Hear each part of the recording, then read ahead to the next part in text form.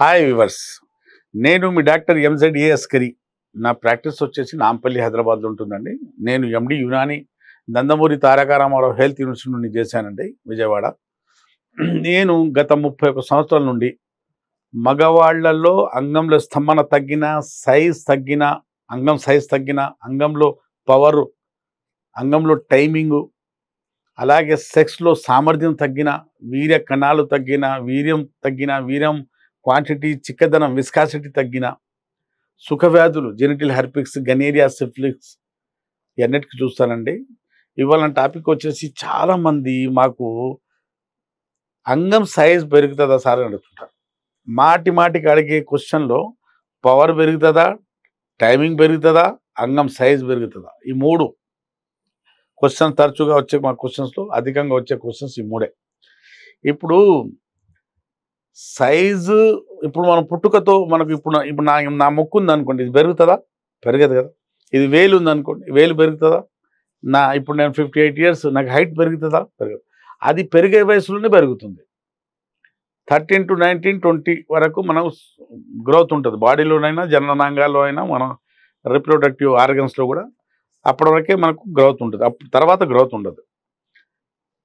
హస్తప్రయోగం వల్ల, బాగా హస్తప్రయోగం చేసుకోవటం వల్ల పెద్దగా ఉన్న సైజు, అంగం సైజు 6 ఇంచులు ఉన్న అంగం సైజు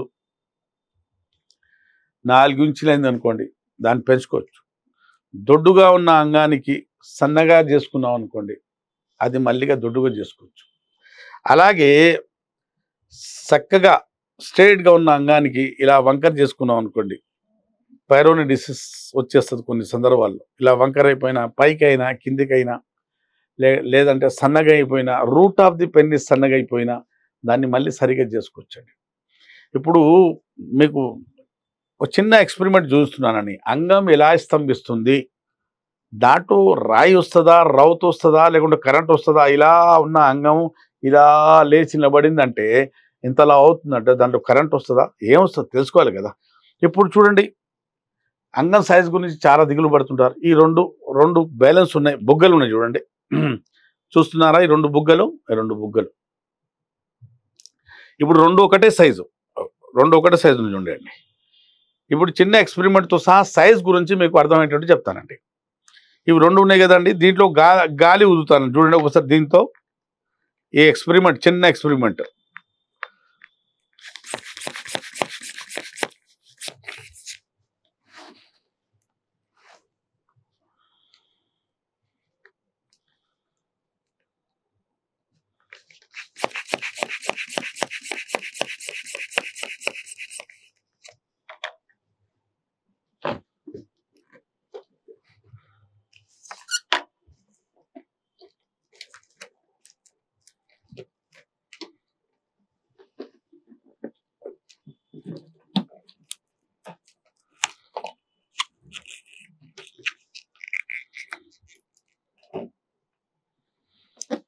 చూశారు కదండి. ఈ రెండు కూడా బుగ్గలే. ఇది చిన్నగుంది, ఇది పెద్దగుంది. నేను ఊదకు ముందు 2 సమానమే. ఈ 2 అంగాలు అనుకోండి, ఇదొక అంగం, ఇదొక అంగం. అంగము బాగా ఆరోగ్యంగా ఉన్నప్పుడు, దాంట్లో ఎలాంటి అడ్డంకులు లేకుంటే రక్త ప్రసరణ బాగా జరిగేసి ఇలా లావు అవుతుందండి, ఇలా లావుగా ఒబ్బుతుంది.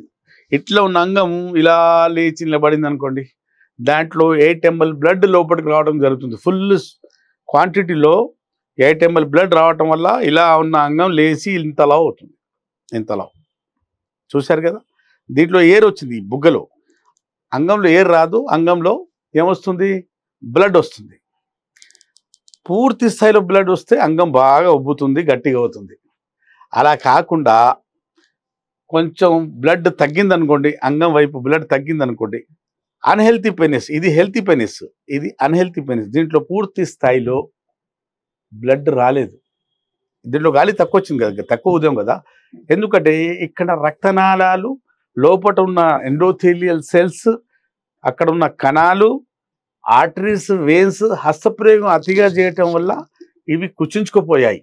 కాబట్టి అంగం కావాల్సినంత ఉబ్బలేదు, కావాల్సినంత ఫుల్ ఫ్లెడ్జ్ బ్లడ్ దీంట్లో రాలేదు. కాబట్టి అనారోగ్యానికి గురి అయిపోయిన అంగం ఇది. Unhealthy penis. ఇది ఇది హెల్తీ పెనిస్. హెల్తీ పెనిస్ ఇంతలా ఉంటుంది, ఇంత ఫుల్ బ్లడ్ వచ్చి నిండుగా బ్లడ్ వచ్చేసి గట్టిగా రౌతులాగా రాడులాగా అవుతుంది. ఇది మెత్తగానే ఉంటుంది, అనారోగ్యం గుర్తు. ఎందుకంటే హస్తప్రయోగం చేయడం వల్ల, లేదా బోర్ల పండుకొని అంగానికి బెడ్డుతో రాపిడి చేయడం వల్ల, ఈ ఓరల్ సెక్స్ వల్ల దీని సైజ్ పాడైపోయింది, ఆకారం పాడైపోయింది. ఇది హెల్తీగా ఉంది కాబట్టి ఇంతలా ఉంది. చూసుకున్నారు కదండి. హస్తప్రయోగం చేసే వాళ్ళల్లో అంగం ఇలా ఉండాల్సింది ఇలా అవుతుంది, అనకాండలాగా ఉండాల్సింది వానపాములా తయారవుతుంది. అంతే కదా. మనం ఉద్యమంలో కొట్టుకుంటున్నాం ఒకటొకడు. బాత్రూంలోకి వెళ్ళి అదే పని మనకు సబ్బులు అయిపోతున్నాయమ్మా. జాగ్రత్తగా. ఎందుకంటున్నానంటే ఈ విషయము, అంగము యోని ఈ రెండు ఒకరికొకరు మ్యాచ్ అవుతారు. దేవుడు ఏం చేశాడు, ప్రకృతి ఏం చేసింది, ఈ యోని అంగం కోసం సృష్టించాడు. ఇందులో అన్ని సమకూర్చాడు. యోని లోపట మెత్తటి మజల్స్ ఉంటాయి, సాఫ్ట్ మజల్స్, టెంపరేచర్, కావాల్సినంత వాతావరణము, అక్కడ రసాలు ఊడుతుంటాయి, అక్కడికి అంగంకు కావాల్సిన అనుకూలంగా ఉన్నాయి అన్ని పరిస్థితులు అన్ని దాంట్లో పెట్టాడు దేవుడు. అన్ని నవరసాలు దాంట్లో పెట్టాడు, అన్ని పెట్టాడు.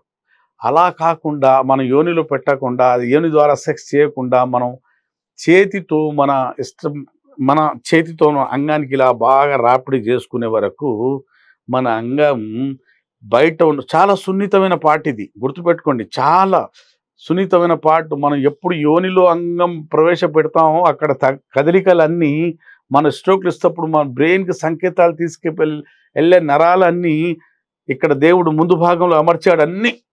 అవన్నీ అతిగా హస్తప్రయోగం చేసుకోవటం వల్ల దాని సెన్సేషన్ పాడైపోయి, రక్తనాళాలు కాటన్ బట్టలు నీళ్ళలో వేయటం వల్ల ఎలా కుంచుకుపోతుందో అలా కుంచుకుపోయి, రక్త స్తంభనప్పుడు రావాల్సినంత బ్లడ్ అంగం వైపు రాకపోవటం వల్ల, అంగం పూర్తి స్థాయిలో స్తంభించకపోవటం వల్ల సెక్స్లో ఇబ్బందులు పాలవుతాం మనం. మన చేతులారా మన అంగాన్ని పాడు చేసుకొని, మన చేతులారా మన దాంపత్య జీవితం మనం పాడు చేసుకొని వేరేళ్ళకు ఇతరులకు నిందించలేము. అంతే కదా. హస్తప్రయోగం అనేది ప్రకృతికి భిన్నం, విరుద్ధం. అది చేయకూడదని పదే చెప్తున్నాం. ఏ డాక్టర్కైనా మెడికల్ టెక్స్ట్ బుక్లో హస్తప్రయోగం మేలు అని, ఆరోగ్యానికి శ్రేయస్కరం అని చూపించమని చూడండి. మీకు ఇప్పుడైతే అన్నీ అందుబాటులో ఉన్నాయి. ఇప్పుడైతే మోడర్న్ సైన్స్ కూడా చెప్తుంది హస్తప్రయోగం అనేది ప్రకృతికి భిన్నం, విరుద్ధం, చేయకూడదు. చేస్తే మాత్రం ఇట్లాంటి అడ్వర్స్ ఎఫెక్ట్ తప్పవు, సైడ్ ఎఫెక్ట్స్ తప్పవు. యునాని మందులతో పెద్దగా ఉన్న అంగం చిన్నగైపోయినా, దొడ్డుగా ఉన్న అంగం సన్నగైపోయినా, లావుగా ఉన్న అంగం సన్నగైపోయినా, స్ట్రేట్గా ఉన్న అంగం క్రాస్ అయిపోయినా, మూలం ఇది రూట్ ఆఫ్ ది పెనిస్ అది పల్సగైపోయినా, ఈ ముందు భాగం సెన్సిటివ్ అయిపోయినా, యునాని వనమూలికలతో 100% ప్యూర్ వనమూలికలతో, విదేశాల నుంచి వచ్చే వనమూలికలు యూజ్ చేసి ట్రీట్మెంట్, స్పెషల్ ట్రీట్మెంట్, శాశ్వత నివారణ. మీరు ఎక్కడికి వెళ్తే ఏ డాక్టర్కి వెళ్తారు అడగండి, మీరు మీ వైద్యంతో మేము శాశ్వతంగా బయటపడతామా, లేకుంటే ట్యాబ్లెట్ వేసుకున్నంతసేపు మనకు అంగం వైపు రక్త ప్రసరణ పెరిగి మనం అంగస్తంభిస్తుందని అడగాల. ఒక్కసారి మా దగ్గర 3-4 నెలలు మందులు వాడుకుంటే 6 నెలలు లేదా 8 నెలలు మరీ సివియర్ కండిషన్ ఉంటే తప్ప, కొంత ఒక డ్యూరేషన్ మందులు వాడుకున్న తర్వాత మళ్ళీ మాటికి మందులు వాడుకోవాల్సిన అవసరం ఉండదు. శాశ్వత నివారణ యునాని మందులు అంటే మేనేజ్మెంట్ కాదమ్మా, ట్రీట్మెంట్ ఉంటుంది. ఇప్పుడు నుంచి 1000 కొద్ది సంవత్సరాలు నడుచుకొచ్చే system of medicine Unani medicine. Side effect లేకుండా, ఏ సర్జరీ లేకుండా, ఏ పూతలు లేకుండా, అన్ని యునాని మందులతో, వనమూలికలతో మీరు హాయిగా మీ తగ్గిన సైజు పెంచుకోవచ్చు, వంకరైన సైజు చక్కగా చేసుకోవచ్చు, దొడ్డుగా ఉన్న అంగం సన్నగైపోతుంది అల్లియా సైజ్ పెంచుకోవచ్చు, అంగం వైపు రక్త ప్రసరణ పెంచుకోవచ్చు, సెక్స్లో టైమింగ్ తగ్గిన, పరిధి తగ్గితే దానికి పెంచుకోవచ్చు, వీర్య కణాలు తగ్గిన, సీమన్ అంటే మన వీర్యం క్వాంటిటీ, క్వాలిటీ, విస్కాసిటీ, దాని చిక్కదనం తగ్గినా, ఏది తగ్గినా మీరు తగ్గినవన్నీ పెంచుకోవచ్చు అండి, సైడ్ ఎఫెక్ట్ లేకుండా. అది కూడా శాశ్వత నివారణ. మీరు చూశారు కదండి ఈ ఎక్స్పెరిమెంటు, మీకు అంగం ఎలా స్తంభిస్తుందో అర్థమైపోయింది అనుకుంటాను. ఒకవేళ మీకు ఇట్లాంటి సమస్యలతో మీరు బాధపడుతుంటున్నారు అనుకోండి, మీరు కుంగుబాటు గురైనారు అనుకోండి, మీరు సెక్స్ చేసినప్పుడల్లా సామర్థ్యం తగ్గిపోయి మీ భార్యతో మీ గొడవలు అవుతున్నాయి, అన్యోన్యత తగ్గి కొన్ని విడాకులు అవుతుంటాయి, కొన్ని నూతన జంటలు విడిపోతున్నారు.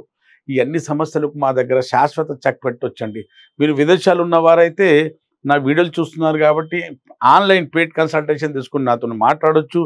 ఉభయ రాష్ట్రాలు మన తెలుగు రాష్ట్రాలు ఉండి ఉంటే, లేకుండా దగ్గరలో సౌలభ్యం ఉండి ఉంటే నాతో కలిసి యునానీ మందులతో మీకు సైజ్ తగ్గినా, టైమింగ్ తగ్గినా, పవర్ తగ్గినా, మీ కాన్ఫిడెన్స్ తగ్గినా, మీ సెక్స్ హార్మోన్స్ తగ్గినా అన్నిటికీ చక్కటి పరిష్కారం, అది కూడా శాశ్వత పరిష్కారం. విన్నారు కదండి. మీరు సంప్రదిస్తున్నారని ఆశిస్తూ మేము ముగించుకుంటున్నాను. అప్పుడు నమస్కారం.